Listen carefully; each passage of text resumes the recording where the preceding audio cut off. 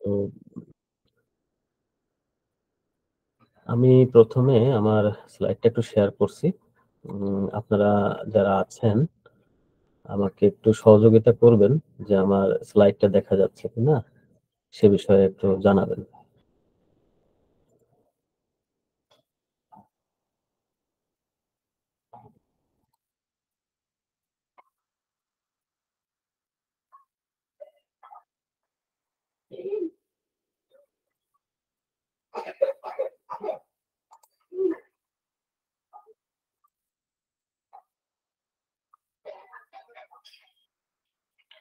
স্লাইডটা কি দেখা যাচ্ছে? হ্যাঁ, স্লাইডটা দেখা যাচ্ছে। জি। আমাকে কি দেখা যাচ্ছে? হ্যাঁ স্যার, দেখা যাচ্ছে। জি স্যার, দেখা যাচ্ছে। ধন্যবাদ। তো ঠিক আছে, আমরা বাইরে শিফট তাহলে করে কি না আমার রুমে তো সমস্যা কি আমার নিবালা সম্ভবত কারো মাইক্রোফোন আনমিউট অবস্থায় আছে, কাইন্ডলি মিউট করে নেবেন।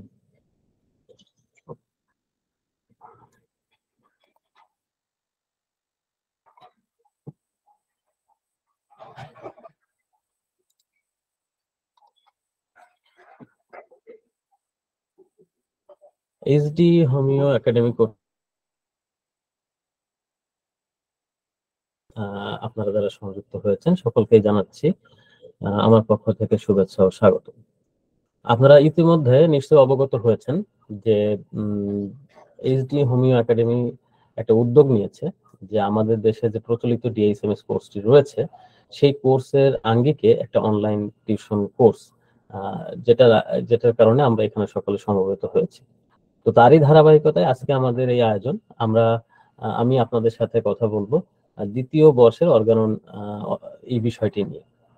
তো কিছুক্ষণ বা এই দ্বিতীয় বর্ষে যতটা সময় আমরা একসাথে থাকবো আশা করি আমাদের জার্নিটা অনেক সুন্দর হবে এবং আমরা চাইবো যে আমাদের যতক্ষণ আমরা সবাই একসাথে আছি যেন আমরা খুবই প্রাণবন্ত ভাবে আমাদের এই সেশনটা পরিচালনা করতে পারি।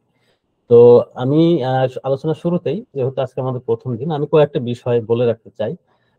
যদিও এই বিষয়গুলো আপনারা প্রত্যেকেই অবগত, কারণ এখন অনলাইনের ব্যবহারটা এত বেশি, সকলেই এ ব্যাপারে এক্সপার্ট হয়ে গেছেন। তারপরেও এটা সাধারণ কথা বলে রাখা যে আমরা এই ক্লাসে যখনই কোনো কথা বলবো কাইন্ডলি আপনারা হ্যান্ড রেজ করবেন, আমি অবশ্যই সকলকে সুযোগ দিব এবং আমরা কথা বলবো। পাশাপাশি আপনাদের কাছ থেকে আমার আরেকটা খুব গুরুত্বপূর্ণ প্রত্যাশা এই যে আপনারা সকলেই আমার সাথে আলোচনায় সম্পৃক্ত হবেন বা সামিল হবেন, কারণ আমরা চাচ্ছি যে একমুখী শিক্ষা নয়, উভমুখী শিক্ষা। আর একটা বিষয় আপনারা নিশ্চয়ই জানেন যে এখন শিক্ষার ধরনটা চেঞ্জ হয়ে গেছে। এখন কিন্তু শিক্ষা ওই আগের দিনের মতন গুরু শিখাবে আর শিষ্য শিখবে তেমনটি কিন্তু নয়। এখন গ্লোবালাইজেশনের কারণে আমরা সকলেই কিন্তু বিভিন্নভাবে সমৃদ্ধ। এখন যেটা হয় ইনফরমেশন শেয়ারিং। তো আমার কাছে কিছু ইনফরমেশন আছে, ইনফরমেশনটা আপনাদের সাথে শেয়ার করবো। তো এই ইনফরমেশন শেয়ারিং এর ক্ষেত্রে এমনটিও হতে পারে আপনাদের কাছ থেকে অনেক তথ্য এখানে আসতে পারে। তো আমাদের পুরো সেশনটাতে কতগুলো দিক আমরা মাথায় রেখেছি বা আমরা কতগুলো দিককে সামনে নিয়ে আগাবো। যেমন টোটাল ক্লাসের শেষে অবশ্যই আপনাদের মতামতটা আপনাদের কাছ থেকে নিব। পাশাপাশি ক্লাসের ভিতরে আমার আলোচনায় যদি কোনো বিষয় আপনাদের ভিতরে কোনো কিছু অস্পষ্টতা থাকে সেটা আমার কাছ থেকে প্রশ্ন করে আপনারা জেনে নেবেন। পাশাপাশি আমি কিন্তু আপনাদের কাছে আমার আলোচনার ভেতর থেকেও কিছু প্রশ্ন রেখেছি বা রাখবো, দেখবেন সেটা শেষে। আমি আশা করব ওই সময় আপনারাও এখানে পার্টিসিপেট করবেন, প্রত্যেকটা প্রশ্নের উত্তর দেওয়ার চেষ্টা করবেন। এটা ম্যান্ডেটরি নয় যে আপনি উত্তরটা সঠিক দিলেন নাকি ভুল হলো। আপনারা যে অংশগ্রহণ করবেন এটাই আমাদের কাছে বিবেচ্য বিষয়, কারণ আমাদের এই একাডেমির আওতায় আমরা কিন্তু পরীক্ষারও ব্যবস্থা রেখেছি এবং সেই ক্ষেত্রে স্টুডেন্টদের মূল্যায়নের একটা অংশ রেখেছি অ্যাসাইনমেন্টে বা পারফরমেন্সে। তো পারফরমেন্সটা কয়েকটা অংশে ভাগ করা হয়েছে। একটা হচ্ছে ক্লাসে অ্যাটেন্ডেন্স, আপনারা ঠিক মতন অ্যাটেন্ড করছেন কিনা, এটা একটা। ক্লাসে ঠিক মতন রেসপন্স করছেন কিনা, যেটা আমি বললাম এতক্ষণ, এটা একটা। এবং পাশাপাশি এই যে আমরা যে আপনাদেরকে কিছু প্রশ্ন দিব সেগুলোর যথাযথ একটু উত্তর দেওয়ার চেষ্টা করা। এবং আমাদের যে আপনাদের প্রত্যেকে জানেন একটা ফেসবুক গ্রুপ খোলা হয়েছে, সেখানে কিন্তু আপনাদের অ্যাসাইনমেন্ট হিসেবে থাকবে আজকের ক্লাস থেকে আপনি কি পেলেন সেটা নিয়ে আপনারা অবশ্যই লিখবেন, এবং এটা কিন্তু মনিটরিং হবে। তো সঙ্গত কারণে আমরা এটা করছি, এবং এটার উদ্দেশ্যটাও আমি আপনাদের কাছে স্পষ্ট করতে চাই। এসডি হোমিও একাডেমি যে উদ্দেশ্যটা করা, যে আমাদের উদ্দেশ্য শুধুমাত্র শিক্ষা দেওয়া না, মানে আপনারা ভর্তি হয়েছেন, আমরা আপনাদেরকে শিখিয়ে গেলাম, আপনারা কতটুকু নিতে পারলেন সেটা আমরা দেখবো না, এটা কিন্তু নয়। অর্থাৎ এইটা যদি আমরা করি তাহলে হবে কি, আপনাদের ভেতরেও আমাদের আলোচনাটা কতটুকু যাচ্ছে, আপনারা কতটুকু নিচ্ছেন, এই বিষয়টা কিন্তু আমরা মূল্যায়ন করতে পারবো। তো যাই হোক, এইগুলো ছিল একটু ইনিশিয়াল কথাবার্তা। আমরা আলোচনা দীর্ঘায়িত না করে আমি আগাচ্ছি। আমি ডাক্তার চিরঞ্জীব মন্ডল, আমি ডিএসএমএস কমপ্লিট করেছি যশোর মেডিকেল হোমিওপ্যাথি কলেজ থেকে। তো এখন আমি ঢাকাতে অবস্থান করছি, আর একটা রেজিস্ট্রেশন নাম্বার নিয়েছি, প্র্যাকটিস করছি ব্যক্তিগত জীবন। তো চলুন আমরা সামনের দিকে আগাই। তো আজকের আলোচনা থেকে আমরা কি শিখব? আমি আজকে টোটাল আলোচনাটিকে দুটি অংশে বিভক্ত করেছি। যেহেতু আজকে আমাদের প্রথম দিনের ক্লাস, আমি এখানে একটা অংশ রেখেছি পরিচিতি অংশ। তো এই যেহেতু আমাদের সময়টা খুবই সংক্ষিপ্ত, তো প্রত্যেকের সাথে ইন্ডিভিজুয়ালি পরিচিত হতে পারলে ভালো হতো। এটাকে আমি একটু অন্যভাবে নিয়ে সেটা আমি করে নিব। সেটা আমাদের প্রশ্ন উত্তর পর্বের ভিতরে যখন আপনারা কোনো উত্তর দিবেন, আপনার পরিচয়টা দিয়েই উত্তরটা দিবেন। তাহলে এই সময়টা আমরা ওখানে একসাথে অ্যাডজাস্ট করে নিব। তো পরিচিতি অংশের মধ্যে দেখুন কি কি থাকছে। যেহেতু এটা অর্গাননের দ্বিতীয় বর্ষ, আপনারা ইমিডিয়েট একটা বছর শেষ করেছেন, সেখানে অর্গানন সম্পর্কে ধারণা পেয়েছেন, কিন্তু আলোচনার ধারাবাহিকতার সুবিধার্থে আমি এখানে অর্গাননের সম্পর্কে খুব বেসিক কয়েকটা কথা এখানে রেখেছি, যেগুলো আপনারা জানেন।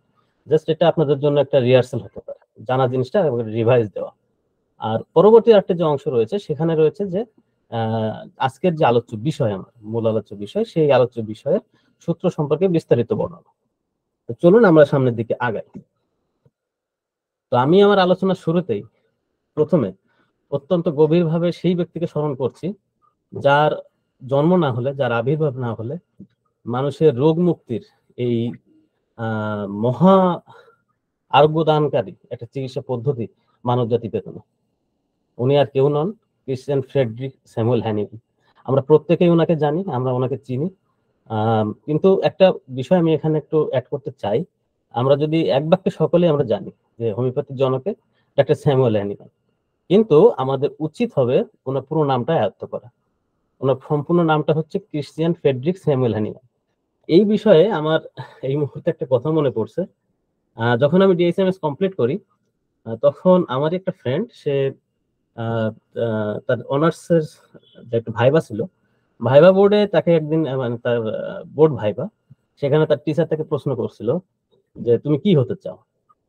তো ওর তো সাবজেক্ট ছিল ভিন্ন, বলছে আমি ডাক্তার হতে চাই। তখন ওই ভাইবা বোর্ডের শিক্ষক প্রশ্ন করলেন, তুমি পড়ছো এই সাবজেক্টে, তুমি ডাক্তার হবে কিভাবে? তখন সে বলেছিল যে আমি যশোর হোমিওপ্যাথি কলেজে ভর্তি হয়েছি, আমি সেখানে ডিএসএমএস কোর্স নিচ্ছি, ফলে আমার মূল লক্ষ্য আমি ডাক্তার হিসেবে নিজেকে প্রতিষ্ঠিত করতে চাই। তখন প্রশ্ন করেছিলেন উনি যে হোমিওপ্যাথির জনককে। আমার বন্ধু কিন্তু পুরো নামটাই তাকে বলেছিল, এবং উনি যদিও নন মেডিকেল পার্সন, ভাইবা বোর্ডের শিক্ষক, কিন্তু উনি এইটা দেখেই এত সন্তুষ্ট হয়েছেন, উনি আর কোনো প্রশ্ন কিন্তু পরবর্তীতে তাকে করেন। অর্থাৎ এটা কিন্তু বোঝা যায়, বা এটা কিন্তু নিজেরাও আমরা যদি বিবেচনা করি তাহলে দেখবো কয়টা মানুষ কিন্তু আমরা পুরো নামটা স্যারের জানি। তো সঙ্গত কারণে এটা আমরা একটু আয়ত্ত করব, এটা আমরা মনে রাখার চেষ্টা করব, যেন আমাদের যেটা নিয়ে আলোচনা, যার উপর ভিত্তি করে তার নামটা আমাদের অবশ্যই জানতে হবে। উনি জন্মগ্রহণ করেছেন 10ই এপ্রিল 1755 সাক্সনি সিটিতে। উনি মারা গেছেন 2রা জুলাই 1843 প্যারিস, ফ্রান্সে, এবং 88 বছর বয়সে। উনি নাগরিক হিসেবে জার্মানের নাগরিক ছিলেন, এটা আমরা সকলেই জানি। তো আসুন আমরা আলোচনা করছি অর্গানন অফ মেডিসিন। তো অর্গানন অফ মেডিসিন এইটা আমাদের আলোচ্য বিষয়। আমরা কোথা থেকে পড়বো? আমরা জানি যে এটা একটা বই। আমরা আমি এখানে কতগুলো বইয়ের রেফারেন্স রেখেছি। এটা আপনারা যদিও পরিচিত, তারপরে আমি রেখেছি যে এটা আমাদের প্রয়োজন। সেই ক্ষেত্রে আমি প্রথমে যেটা রেখেছি সেটা হচ্ছে যে অর্গান অফ মেডিসিন, এটা বোরিক স্যারের অনুদিত ইংরেজি ভার্সন। অ্যাকচুয়ালি বাংলাতে অনেক কিছুই আছে যেটা আমরা কিন্তু বাংলায় প্রকাশ করা একরকম, মানে ইংরেজির ওই ভার্সনটা ইংরেজিতে পড়লেই সে জিনিসটা স্পষ্ট হয়, ওই কনসেপ্টটা সুন্দরভাবে বোঝা যায়। যেটা বাংলায় যখন অনুবাদ করা হয় সেটা আসলে ওই রূপটা থাকে না। তো যেহেতু আমরা বাঙালি, আমাদেরকে বাংলাই বুঝতে হবে। সঙ্গত কারণে সহায়ক বই হিসেবে বাজারে প্রচলিত রয়েছে organ of medicine Harimohan Chowdhury স্যারের, এরপরে রয়েছে আবু হোসেন সরকার স্যারের, এরপরে রয়েছে আমাদের ডাক্তার জি দীর্ঘাঙ্গী। আরো একটা বই রয়েছে, আমি এটা অ্যাড করতে এই মুহূর্তে ভুলে গেছি, ত্রিগুণনাথ বন্দ্যোপাধ্যায়। বেসিক্যালি আমি যেটা করি, আমি বরিক স্যারের ইংরেজি ভার্সন বইটা আমি সবসময় ফলো করি, এবং এইটা থেকে বুঝতে কোথাও অসুবিধা হলে আমি ডাক্তার দীর্ঘাঙ্গী এবং হরিমোহন চৌধুরী এই দুইটা বই আমি বেশি ফলো করি, যদিও বই সবগুলো আমার কাছে রয়েছে। আপনারা আপনাদের সুবিধা মতন বইগুলো সংগ্রহে রাখবেন এবং সেটা চর্চা করবেন, শুধু সংগ্রহে রাখলেই হবে না। তো এইখানে আরেকটা বিষয় আমি একটু বলে রাখি, সেটা হচ্ছে যে আমি যখন সূত্রগুলোতে প্রবেশ করব, সেখানে আমি প্রত্যেকটা সূত্র আপনাদের সুবিধার্থে আমি কিন্তু এখানে স্লাইডে দেখাবো। ইংরেজিটা সম্পূর্ণ হুবহু নিয়েছি আমি বরিক স্যারের বই থেকে, আর বাংলার অংশের ব্যাখ্যাটা, মানে বাংলা অংশের অনুবাদটা আমি হরিমোহন স্যারের বই থেকে নিয়েছি। আসুন, প্রথমে আমরা একটু জেনে নিই যে অর্গান অফ মেডিসিনটা কি। ইতিমধ্যে আমরা এটা জানি, এখানে বেশি একটা সময় নষ্ট করতে চাচ্ছি না, যেটা আমাদের মূল গ্রন্থ, যে গ্রন্থটা আমাদেরকে সংবিধান বলা হচ্ছে হোমিওপ্যাথি চিকিৎসা পদ্ধতির, যেটার আলোকে আমরা একজন ভালো ফিজিশিয়ান হিসেবে নিজেকে প্রতিষ্ঠিত করতে পারি, আমরা নিজেদের কাঙ্ক্ষিত লক্ষ্য অর্জন করতে পারি। তো এই বইটার উপর ভিত্তি করেই কিন্তু আমাদের সমস্ত সফলতা নির্ভর করে থাকে। কারণ আপনি ডাক্তার হিসেবে কি করবেন, আপনার লক্ষ্য উদ্দেশ্য, আপনি সেই লক্ষ্য উদ্দেশ্য কিভাবে পূরণ করতে পারেন, সেই লক্ষ্য উদ্দেশ্য পূরণ করতে গেলে কি কি বাধা থাকতে পারে, সকল বিষয় কিন্তু এখানে স্যার অনেক সুন্দরভাবে লিপিবদ্ধ করে গেছে। তো এটা পড়তে হবে যতটা না, তার থেকে অনুভব করতে হবে বেশি। তো আমি চেষ্টা করব যে আমার আলোচনাটা সেভাবেই করার, অর্থাৎ আবিধানিক ভাবে তো সবকিছু বই সকলের কাছে আছে, কিন্তু আসলে এই জিনিসগুলোকে সেইভাবে উপস্থাপন করার চেষ্টা করব যেন আমরা সহজে বুঝতে পারি। তো কয়েকটি বিষয় এখানে আমি রেখেছি, আমার মনে হয় একটু টাচ করে যাই, যদিও বিষয়গুলো আপনারা প্রত্যেকেই জানেন। তার মধ্যে অর্গানন শব্দটার আসলে উৎপত্তিটা কি? অর্গানন শব্দটা কিন্তু আসলে গ্রিক ওয়ার্ড, এটা অর্গানাম থেকে এসেছে। এটার যদি হিস্টোরিক্যাল ইউজ আমরা চিন্তা করি, তাহলে এটা দেখা যায় যে প্রথমে এটা ব্যবহৃত হয়েছিল গ্রিক দার্শনিক অ্যারিস্টটল, উনি এটা প্রথম ব্যবহার করেছিলেন। এবং কোথায় ব্যবহার করেছিলেন? ওনার যত যৌক্তিকতার উপর যে বইগুলো ছিল সেটাকে উনি একসাথে নাম দিয়েছিলেন অর্গানোম। এটা ছিল প্রথম ইউজ অর্গানন শব্দটার। এবং দ্বিতীয় যেটা ইউজ, সেকেন্ড ইউজ, এটা করেছিলেন লর্ড ফ্রান্সিস বিকন, একজন রাইটার। ওনার একটা বই ছিল, সেটার নাম হচ্ছে ইনস্টারিও মাগনা। এটা দুইটা খণ্ডে বিভক্ত ছিল। সেকেন্ড খণ্ডের নাম উনি দিয়েছিলেন নাভাম অর্গানাম। এবং আমাদের কেন এই দুটো আমি এখানে আনলাম, কারণ আমি দেখেছি যে স্যার হ্যানিম্যান উনি যখন ওনার এই বইটার নামকরণ করেছিলেন, তখন এখান থেকে উনি অনুপ্রাণিত হয়েছিলেন। এই জন্য আমি এই বিষয়টা এখানে রেখেছি। এখন অর্গাননের যে বিভিন্ন এই শব্দটা, এটা কিন্তু অনেকগুলো মিনিং আছে, সেগুলো আমি এখানে আপনাদের সুবিধার্থে রেখেছি। যেমন লিটারারি ওয়ার্ক বলা হচ্ছে এটাকে, যেটা বাংলা হচ্ছে সাহিত্যকর্ম। এটা হতে পারে এ মেথড অফ সায়েন্টিফিক ইনভেস্টিগেশন, অর্থাৎ বৈজ্ঞানিক অনুসন্ধানের একটি পদ্ধতি। এটা একটু রিমার্ক করবেন যে বৈজ্ঞানিক অনুসন্ধানের একটি পদ্ধতি, কারণ আমাদের অর্গাননটার ভিত্তি কিন্তু এইটা। এছাড়া রয়েছে instrument of think, system of logic, চিন্তার উপকরণ, যুক্তি প্রণালী। এছাড়া অ্যাকর্ডিং টু আর হিউজ, মানে an instrument of effective in best manner a certain aid, অর্থাৎ আর হিউজ বলেছেন যে সুনির্দিষ্ট লক্ষ্য সম্পাদনের জন্য সর্বোত্তম পদ্ধতি। এটাকেও অর্গাননের অর্থের মধ্যে নিয়ে আসা যেতে পারে। তো সেটা এখানে তুলে ধরলাম আপনাদের সুবিধার্থে। আর সংজ্ঞা যেটা আছে, এটা গতানুগতিক সংজ্ঞা, ওইদিকে আমি আর টাইম ওয়েস্ট করলাম না। তো আসুন আমরা পরবর্তী স্লাইডে প্রবেশ করি। সেটা হচ্ছে আমরা একটু জেনে নিই আমরা যে অর্গানন অফ মেডিসিন। আচ্ছা, একটা জিনিস এখানে একটু আপনাদের কাছ থেকেও আমি জানতে চাই, যে আমরা এখন আমি যেটা দেখাতে চাচ্ছি যে অর্গানন অফ মেডিসিনের পার্ট, আপনারা কি কেউ বলতে পারবেন যে অ্যাকচুয়ালি অর্গানন অফ মেডিসিনের কয়টি পার্ট? এ সম্পর্কে কি আপনাদের কারো কোনো ধারণা আছে? স্যার আমাদের ধারণা নাই স্যার, অর্গানের কয়টা পার্ট আমরা তা জানি না স্যার। আচ্ছা আচ্ছা, তো ধন্যবাদ। এটা সুবিধা হলো আমরা অর্গানন, জি যদি কেউ হ্যান্ড রেজ করে থাকেন আনমিউট করে কথা বলতে পারেন।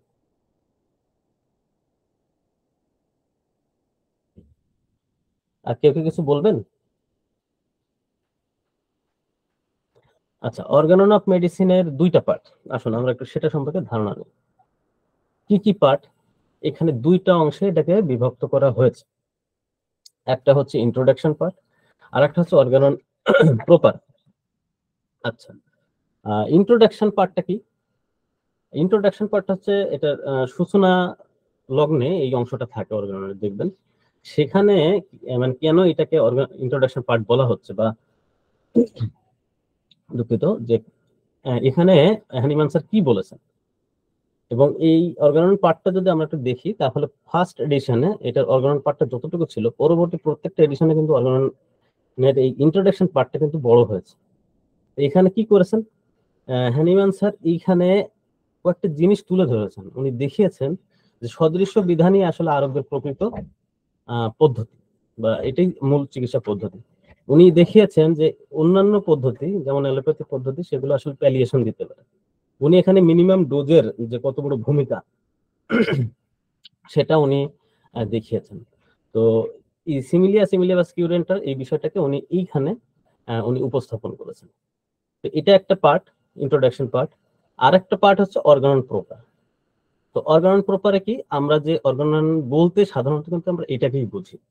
আমরা মনে করি যে এই 291টা সূত্রই হচ্ছে আমাদের মূলত অর্গানন, কিন্তু আসলে এটা হচ্ছে আমাদের অর্গানন প্রপার বলা হয় এই অংশটিকে। তো অর্গানন প্রপার কিন্তু আবার দুইটা ভাগে বিভক্ত। একটা হচ্ছে থিওরিটিক্যাল, বা এটাকে আর একটা নাম দেওয়া হচ্ছে, সেটা হচ্ছে ডক্টরিনাল পার্ট।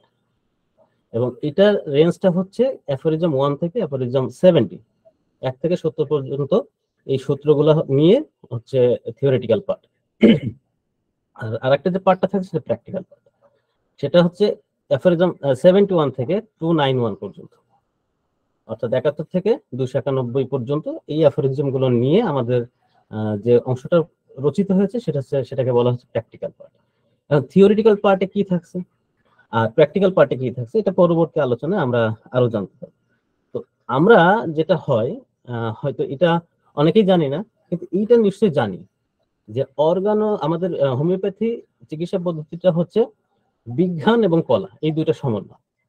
এই বিজ্ঞান এবং কলা যে বলা হচ্ছে, তার কারণই হচ্ছে এই 1 থেকে 70 পর্যন্ত যে সূত্রটা আছে, এই অংশটাকে বলা হচ্ছে আরোগ্যের বিজ্ঞান। এবং 71 থেকে 291 পর্যন্ত যে সূত্রগুলো আছে, এটাকে বলা হচ্ছে আরোগ্যের কলা, যেটাকে আমরা এই যে ডক্টরিনাল পার্ট বলছি বা প্র্যাকটিক্যাল পার্ট বলছি। তো আমার মনে হয় আমাদের খুব মানে অর্গাননের এই যে পার্টের বেসিক একটা ধারণা আমরা এখান থেকে পেলাম। পরবর্তীতে যদি কারো কোনো কিছু আরো বিস্তারিত জানার থাকে, সেটা আপনারা নেট থেকে সার্চ করেও জানতে পারেন, অথবা আমার কাছে থেকেও আপনারা জেনে নিতে পারবেন। আমরা পরবর্তীতে আরো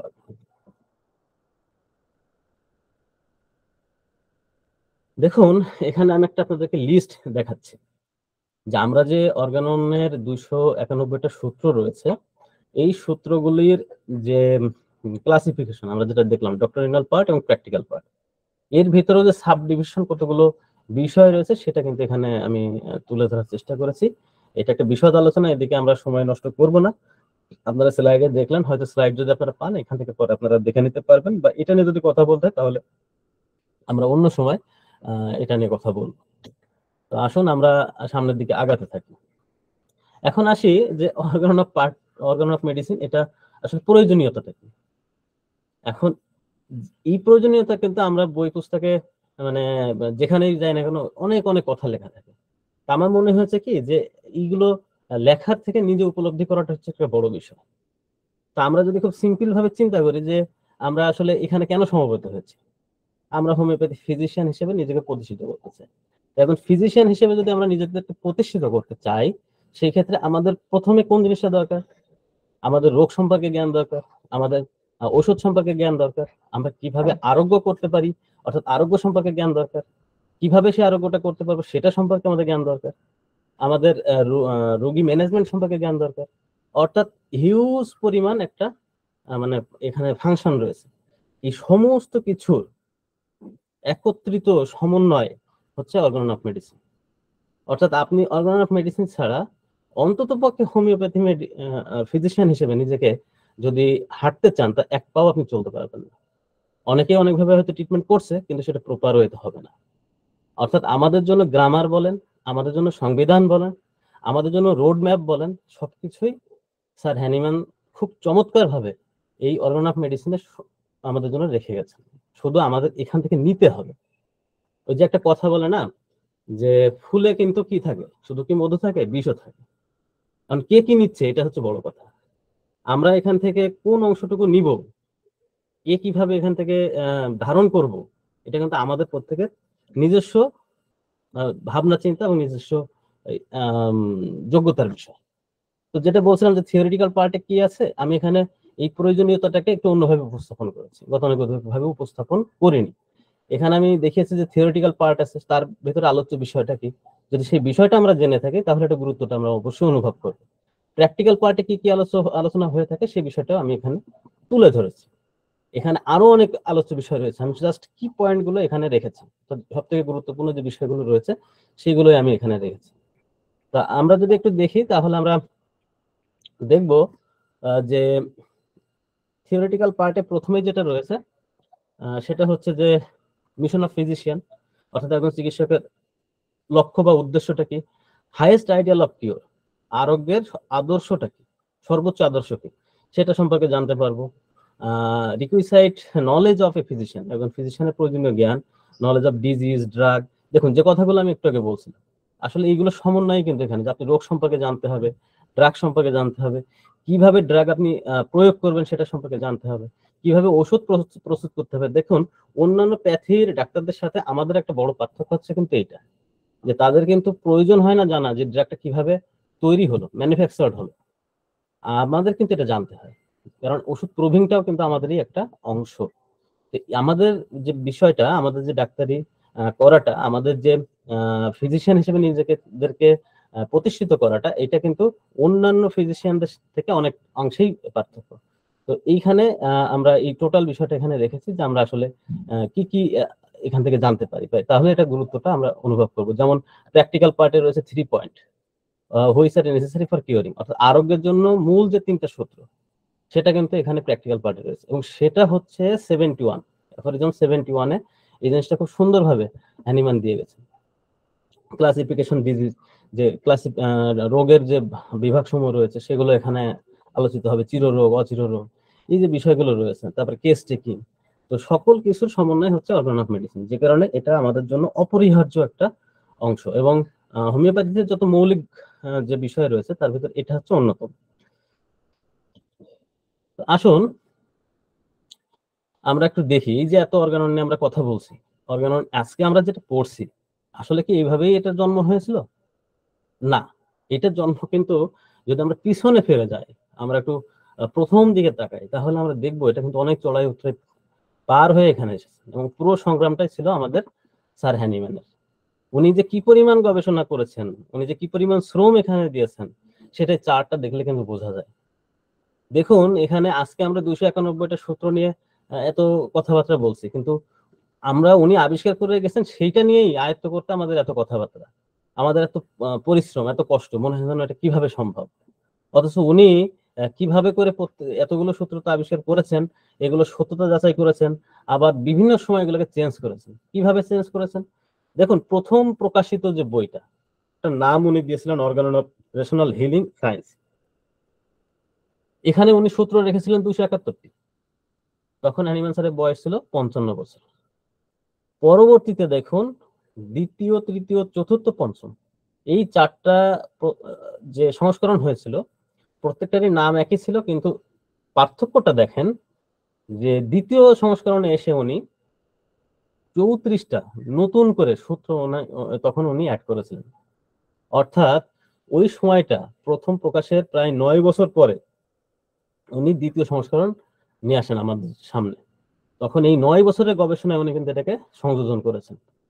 আবার পরবর্তীতে আরো 5 বছর পরে, অর্থাৎ 1824 সালে উনি আরো 2টা সূত্র সংযোজন করে উনি তৃতীয় এডিশনটা প্রকাশ করেছেন।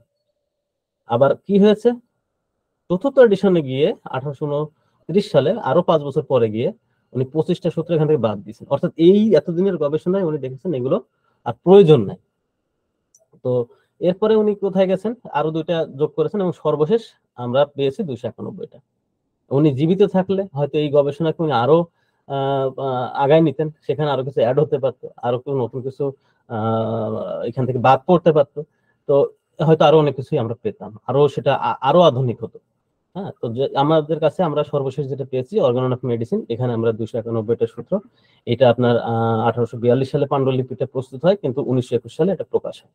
অর্থাৎ পাণ্ডুলিপি মানে সর্বশেষ এটা প্রায় 79 বছর পরবর্তীতে এটা আমাদের কাছে আসে। তো আসুন আমরা পরবর্তীতে একটু আগাই। এখন আমরা ধীরে ধীরে আমাদের আজকের মূল যে আলোচ্য বিষয় অর্থাৎ দ্বিতীয় বর্ষের আলোচনায় আমরা ঢুকতে যাচ্ছি। তো কি রয়েছে আমাদের দ্বিতীয় বর্ষের আলোচনায়, আমরা প্রথমে অ্যাট এ গ্লান্স একটু দেখি। অর্থাৎ টোটাল আমাদের এই যে সময়টা, এই যে জার্নিটা আপনাদের সাথে আমি থাকবো বা আপনারা এইচডি প্ল্যাটফর্মের সাথে থাকবেন, এই সময়ে দ্বিতীয় বর্ষের স্টুডেন্টরা কি কি পাচ্ছেন। আমাদের সিলেবাসে 83 নম্বর সূত্র থেকে 171 নম্বর সূত্র এই অংশটুকু রাখা হয়েছে। কি রয়েছে এই অংশে আপনারা যদি একবার একটু লক্ষ্য করেন, আপনাদের সুবিধার্থে আমি এখানে প্রতিটা সূত্রের যে আলাদা আলাদা ভাবে ডিফাইন করা হয়েছে সেগুলো আমি সেই তালিকাটা এখানে রেখেছি। কেন রেখেছি, যে আপনি এখানে দেখলেই বুঝতে পারবেন দ্বিতীয় বর্ষের এই অংশটা আমাদের জন্য কতটা গুরুত্বপূর্ণ। অর্থাৎ আপনি তত্ত্বীয় জ্ঞানটিকে, এটা কিন্তু প্র্যাকটিক্যাল পার্টেরই অংশ, কারণ আমরা দেখেছি অর্গাননের 2টা পার্ট। প্র্যাকটিক্যাল অংশটা কোথা থেকে, অ্যাফোরিজম 71 থেকে 291। তো এটা হচ্ছে 83 থেকে, তার মানে প্র্যাকটিক্যাল পার্টেরই অংশ। অর্থাৎ আপনার টোটাল জ্ঞানটাকে আপনি যে প্র্যাকটিক্যাল ভাবে এটাকে যখন কাজে লাগাবেন, ব্যবহারিক জীবনে কাজে লাগাবেন, সেটাকে কিভাবে আপনি সফলভাবে লাগাতে পারেন তার সমস্ত গাইডলাইন আপনি এখানে পাচ্ছেন। তো সেইটারই আমি এখানে পুরো তালিকাটা রেখেছি। তো এটা আপনারা নিশ্চয়ই সকলে জানেন, আপনারা এখান থেকে একটু দেখে নিন। এখানে আমি অতিরিক্ত সময় দিচ্ছি না, কারণ আমাদের মূল লক্ষ্য হচ্ছে সূত্রগুলো নিয়ে একটু বিস্তারিত কথা বলা। তো আসুন আমরা আমাদের দ্বিতীয় অংশে ঢুকলাম আজকের আলোচনা। অর্থাৎ আমাদের যে আলোচ্য বিষয় ছিল অ্যাফোরিজম 83, 84 এবং 85 আজকে আমাদের আলোচনা হবে। তো 83 আমি একটা জিনিস মনে হয়েছে অর্গানন পড়তে গিয়ে আমার মানে খুবই ক্ষুদ্র পরিসরে যে পড়াশোনা, সেখানে আমি যেটা অনুভব করেছি, স্যারের প্রত্যেকটা সূত্র, এখানে প্রত্যেকটা শব্দ চয়ন এবং যে বাক্যটা উনি তৈরি করে গেছেন, এটার ভিতরে অনেক তথ্য অন্তর্নিহিত রয়েছে। অর্থাৎ এটার অন্তর্নিহিত তাৎপর্য অনেক বেশি, এটার ব্যাখ্যা অনেক বড়। তো যখন উনি এত বড় কথা, এত বেশি ইনফরমেশন অল্প কিছু বাক্য বা শব্দের মধ্যে উনি নিয়ে আসছেন, তো তখন এটা তৈরি করতে গিয়ে আমার কাছে যেটা মনে হচ্ছে, সেন্টেন্স গুলো হয়ে গেছে কমপ্লেক্স সেন্টেন্স। অর্থাৎ জটিল বাক্যে এটা যখন আবার আমাদের বাঙালি কোনো বাংলা ভাষায় যখন এটা অনুবাদ করা হয়েছে, তখন ওই স্যারগুলো উনার সূত্রটাকে অক্ষত রাখতে গিয়ে যে বাক্যটা তৈরি হয়েছে সেটাও একটু বেশ জটিল ভাবে উপস্থাপিত হয়, সরল বাক্যে নয়। তো আমি যেটা করব, আমি প্রথমে চেষ্টা করব এই সূত্র, আমার আলোচনার সবসময় উদ্দেশ্য থাকবে এটা, প্রত্যেকটা সূত্রের একটা থিম আছে, একটা ভাবমূর্তি আছে, এই থিমটা আপনাদের সামনে আগে তুলে ধরা, তারপরে আমরা সূত্রে প্রবেশ করব। তাহলে হবে কি, যে আসলে সূত্রটা কি বলছে আমরা পড়লে তখন জিনিসটা আমার মনে হয় আমাদের ধরতে সুবিধা হবে। তো এখন আমরা আসেন 83-তে কি বলছে। 83টা হচ্ছে এতটাই গুরুত্বপূর্ণ একটা সূত্র, যেখানে স্যার হ্যানিম্যান আমাদেরকে বলছেন এভাবে যে আপনি যত বিজ্ঞ ডাক্তারই হন না কেন, আপনার সকল আয়োজন, আপনার সকল প্রস্তুতি বিফল হতে পারে যদি কিনা এই সূত্রে বর্ণিত 2টা দিক আছে, এই 2টা দিক আপনি ধারণা করতে পারেন। সেটা কেমন? একটা দিক হচ্ছে আপনাকে এখানে কিছু উদ্দেশ্যের কথা বলছেন স্যার হ্যানিম্যান, এবং দ্বিতীয়টা বলছে ওই উদ্দেশ্যটা বাস্তবায়নের জন্য আপনার কি করণীয়। তাহলে প্রথম উদ্দেশ্যটা আমরা একটু দেখি। প্রথম উদ্দেশ্যটা শেষে বর্ণিত হয়েছে, আমি সেটা নিয়ে শুরু করি। প্রথম উদ্দেশ্যটা হচ্ছে রোগীলিপি প্রণয়ন করা, এবং রোগীলিপি প্রণয়ন করার ক্ষেত্রে আপনার সব থেকে বড় যে জিনিসটা দরকার, রোগী পর্যবেক্ষণ করা। এইটা হচ্ছে আপনার উদ্দেশ্য। এই সূত্রের মাধ্যমে উনি এটাই বলছেন যে রোগীলিপি প্রণয়ন করতে হবে, সেটা কিভাবে, মনোযোগ সহকারে পর্যবেক্ষণ করে। এখন এই 2টা জিনিস আবার ডিপেন্ড করতেছে, উনি বলছেন 2টা জিনিসের উপরে। সেটা হচ্ছে আপনার 2টা গুণাবলী। সেটা কি, আপনাকে পূর্ব সংস্কার মুক্ত মন হতে হবে, আপনার অবশ্যই মনটা পূর্ব সংস্কার মুক্ত হতে হবে। দ্বিতীয়টা কি, আপনার যে ইন্দ্রিয় শক্তি রয়েছে, এই ইন্দ্রিয় শক্তিকে প্রপারলি কাজে লাগাতে হবে, সম্পূর্ণরূপে আপনার কাজে লাগাতে হবে। তাহলে আমাদেরকে একটু জানতে হবে যে আসলে পূর্ব সংস্কার কি। আমাদের জানতে হবে ইন্দ্রিয় শক্তির অটুট কর্মক্ষমতা বা সম্পূর্ণ প্রপারলি কাজে লাগানোর বিষয়টা কি। সেগুলো পরবর্তী স্লাইডে আমি চেষ্টা করেছি আপনাদের সামনে পরিষ্কার করার। তো আসুন আমরা একটু মানে আমাদের এই সূত্রটা অন্তত পড়ে যাই, বাংলাটা না পড়ি ইংরেজিটা অন্তত একবার দেখে যাই। আপনারা লক্ষ্য করবেন কিছু কিছু ওয়ার্ড আমি কিন্তু একটু আলাদাভাবে মার্কিং করেছি। অর্থাৎ টোটাল এই যে সূত্রটা, এই সূত্রের কিন্তু এই মার্কিং করা ওয়ার্ডগুলো হচ্ছে কিওয়ার্ড, অর্থাৎ মূল কথাগুলো কিন্তু এর ভিতরে চলে আসে। যেমন কি বলছেন স্যার, যে this individualizing examination of a case of disease for which I shall only give in this place general direction. অর্থাৎ উনি বলছেন প্রত্যেকটা রোগের যে আমরা যে স্বতন্ত্রী মানে প্রত্যেকটা ব্যক্তি, অর্থাৎ আমাদের কাছে যে পেশেন্ট গুলো আসে প্রত্যেকেই কিন্তু ব্যক্তিগত একটা স্বাতন্ত্রতা থাকে। তো সেইটা অনুসন্ধান করার ক্ষেত্রে উনি কিছু সাধারণ ডিরেকশন দিচ্ছেন, of which the practitioner will bear in mind only what is applicable for each individual case. এবং উনি বলছেন এখানে যে সাধারণ নির্দেশনাগুলো দিচ্ছি, এই নির্দেশনাগুলো প্রত্যেকেই যে যে ক্ষেত্রে উপযুক্ত সেই ক্ষেত্রে এটা কাজে লাগাবেন। সেইটা কেন এটা আমি পরেই বলছি। তো কি বলছে, demand of the physician nothing but freedom from prejudice.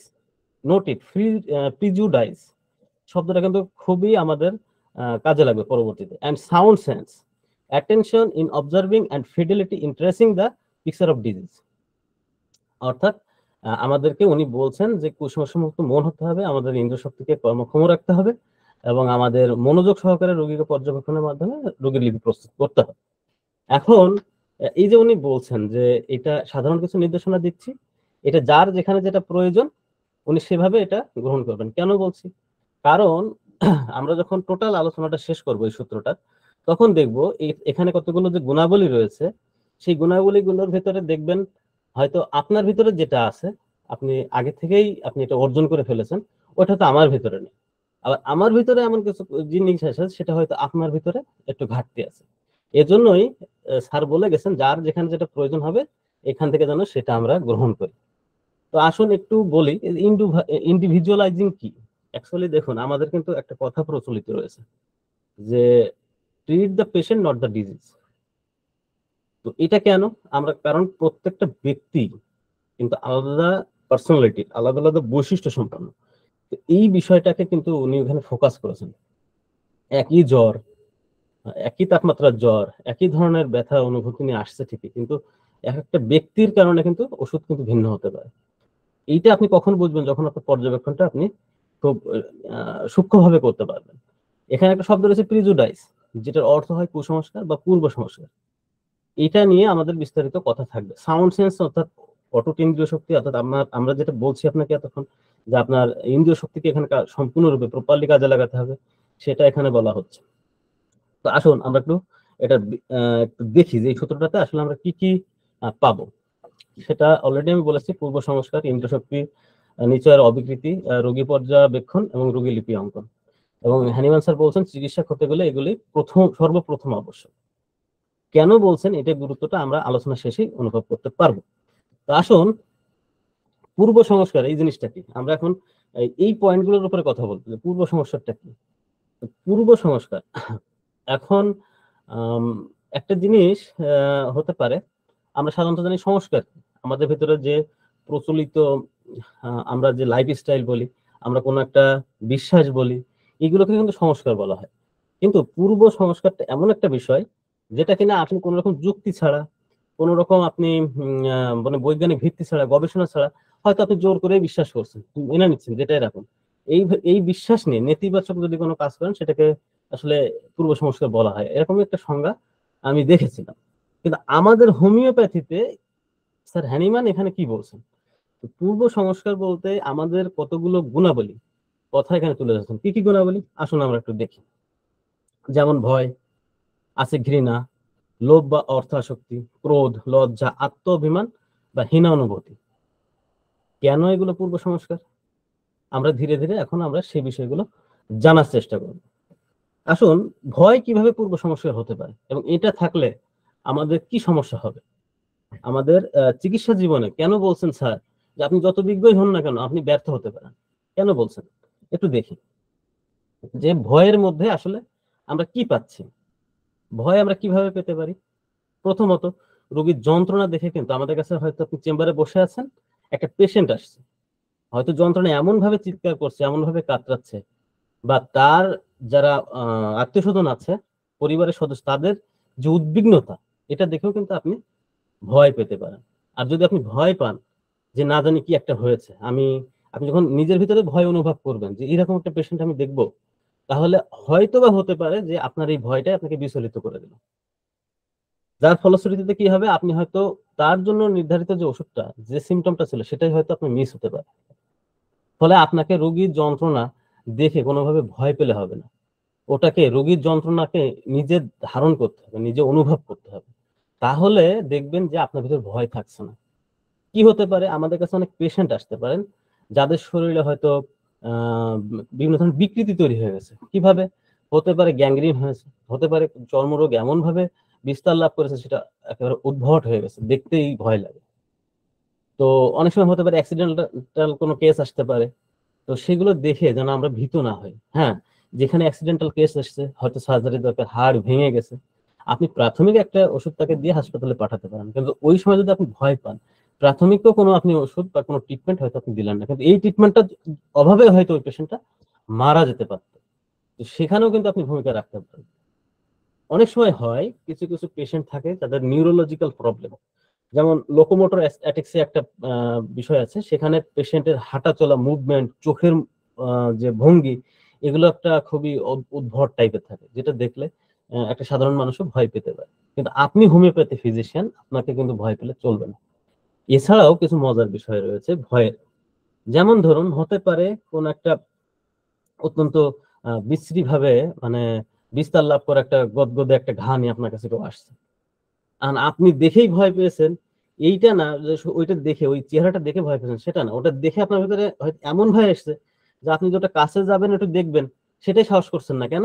যে আপনি নিজে আক্রান্ত হতে পারেন। এটার একটা সব থেকে বড় উদাহরণ হচ্ছে আমাদের যে করোনা পিরিয়ডটা আমরা পার করলাম। আমরা নিশ্চয়ই সকলেই দেখেছি যে এমন হয়েছে যে পেশেন্ট ছটফট করতেছে, অথচ নার্সরা তার কাছে যাচ্ছে না, ডাক্তাররা তার কাছে ভিড়ছে না, তার কষ্টটাকে নিজের করে নিচ্ছে না। দেখুন ভয়টা, এই যে হ্যানিম্যান স্যার আজ থেকে 200 বছর আগে উনি বলে গেছেন, তখনকার দিনে এই কথাগুলো মানে কি প্রভাবটা ছিল, উনি এখানে কত সুন্দর করে এটা উপলব্ধি করে উনি কিন্তু আমাদেরকে নির্দেশনা দিয়েছেন যে রোগীর ওইগুলো দেখে যেন আমরা ভয় না পাই, আমি আক্রান্ত হব এই ভয় যেন আমাকে গ্রাস না করে।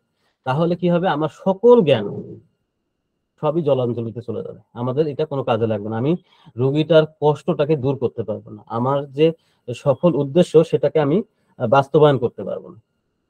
আর একটা ভয় হতে পারে, আপনার ফ্যামিলি মেম্বারে কেউ আক্রান্ত হতে পারে। যখন আমাদের ফ্যামিলি মেম্বার কেউ আক্রান্ত হয়, তখন কিন্তু আমরা সাহস করতে পারি না, মানে নিজেরাই নার্ভাস হয়ে যায়, কি হলো, এরকমটিও যেন না হয়। অর্থাৎ আমি হোমিওপ্যাথি ফিজিশিয়ান, সে আমার ফ্যামিলি মেম্বার হোক অথবা আমার বাইরে কোনো পেশেন্ট হোক, সবাইকে যেন পেশেন্ট মনে করি, তার কষ্টটাকে নিজের মতন মনে করি। আসুন, আমাদের আরো অনেক গুরুত্বপূর্ণ আলোচনা রয়েছে, আগাতে থাকি। আচ্ছা, এই পর্যন্ত কি আপনাদের কাছে ক্লিয়ার? আমাকে কি শোনা যাচ্ছে?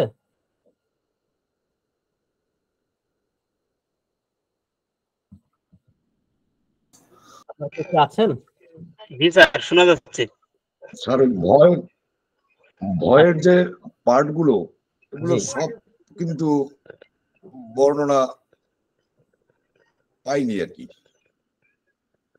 আমি তো রোগীর যন্ত্রণা, বিকৃতি, ভঙ্গি, এগুলো সবই বলেছি। এইগুলোর কারণে আপনার ভিতরে বিচলিত ভাব তৈরি হতে পারে, সেটাও বলেছি। এছাড়াও আমি দুইটা বাড়তি আরো আলোচনা করলাম, একটা হচ্ছে নিজে আক্রান্ত হওয়ার ভয়, আর একটা হচ্ছে আমার ফ্যামিলি মেম্বার যদি আক্রান্ত হয়, সেটাও কিন্তু আলোচনা করেছি। হ্যাঁ হ্যাঁ, তো এর বাইরেও যদি আপনাদের কিছু থাকে তাহলে আমরা সেটা আলোচনা, টোটাল আলোচনা। এই যে ভঙ্গিটা, হ্যাঁ হ্যাঁ, ভঙ্গিটা বুঝলাম না। আচ্ছা, ভঙ্গিটার কথা আমি বলছিলাম যে অনেক সময় কিছু কিছু নার্ভাস সিস্টেমের পেশেন্ট থাকে, আমি বলে গেছি এই কথাটা, কি থাকে, তাদের যে অঙ্গভঙ্গি থাকে, হয়তো হাঁটছে, তার আমরা স্বাভাবিকভাবে যে পাটা ফেলছি, কিন্তু সেভাবে পাটা ফেলতে পারছে না। ঠিক আছে, যাদের লোকোমোটর অ্যাটেক্সিয়াতে আক্রান্ত থাকে পেশেন্ট গুলো, তাদের কিন্তু স্বাভাবিকভাবে তারা বসতে পারে না, সবসময় হাত পা ছোড়াছুড়ি করে, হয়তো এইভাবে ছুটছে, এইভাবে ছুটছে। এগুলো আপনারা যদি নেটে সার্চ দেন তাহলে দেখতে পারবেন।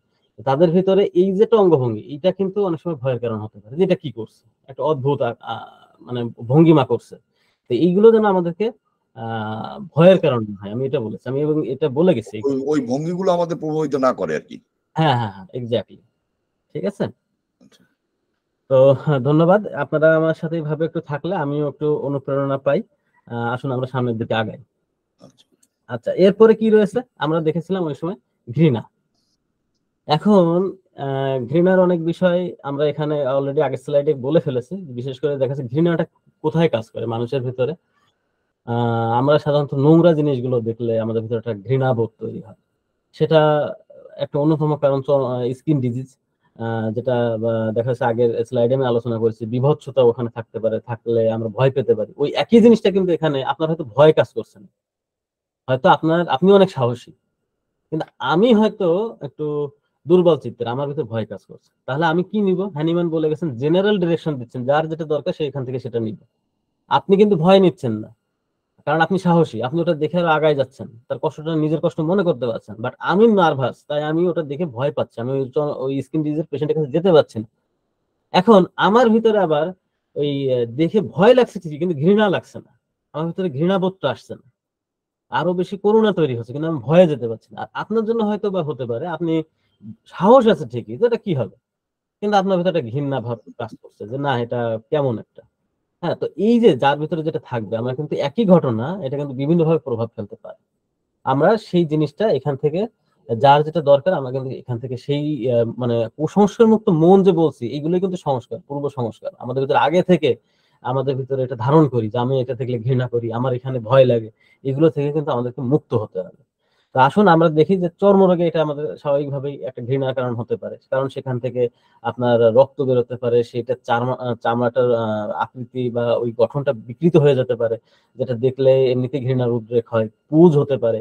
ঠিক আছে? কি হতে পারে, আপনার পেশেন্ট হয়তো নিয়ে এসছে ছোট বাচ্চা, তার হয়তো ডায়রিয়া হচ্ছে, সে কিছুক্ষণ পর পরই পায়খানা করে পড়ছে। বা একটা পেশেন্ট এসছে আপনার কাছে, হঠাৎ করেই বমি করে পড়লো, আপনি কি ঘৃণা করবেন? আপনি কি তাকে দূর করে দিবেন, বের করে দিবেন, যে আপনি কি করলেন, এটা আমার চেম্বারটা নষ্ট করে দিলেন?